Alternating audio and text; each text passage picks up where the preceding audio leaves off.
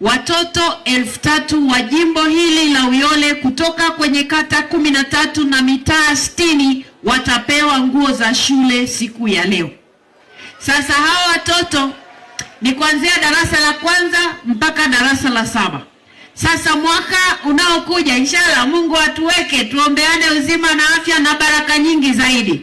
Mungu atujalie tuongeze idadi, kwa sababu tunafahamu hawa watoto 3,000 watakaosaidiwa leo sio watoto pekee ambao wanahitaji msaada huo. Wanahitaji watoto wengi zaidi. Na sisi tunatamani tuwafikie watoto wengi zaidi. Na tutaongeza bidii ili tuwafikie watoto wengi zaidi. Wakati tukiendelea na zoezi hilo, tulibaini kuwepo kwa uhitaji mkubwa sana wa wanafunzi kupata vifaa vya shule kutokana na hali ya familia wanazotoka kutokuwa rafiki. Baada ya kulitambua hilo, tulikaa kuona namna bora zaidi ya kufanya ili kuweza kuwafikia wanafunzi wengi zaidi kwa wakati mmoja.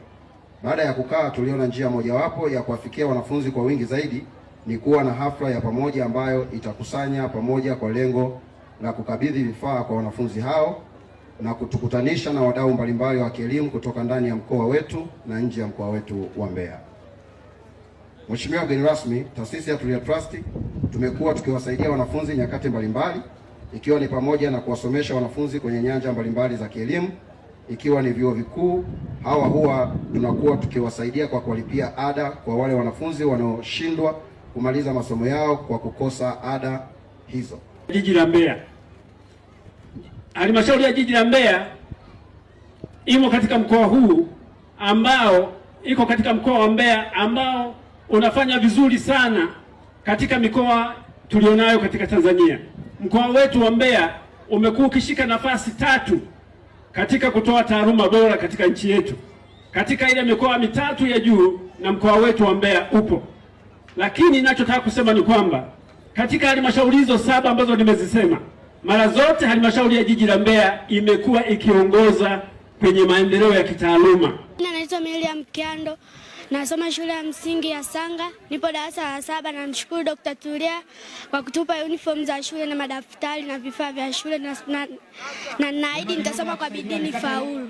Kwa majina anaitwa Frederick Mwashinga. Kipindi hiki ni kipindi ambacho wazazi huwa tunakuwa na mambo mengi.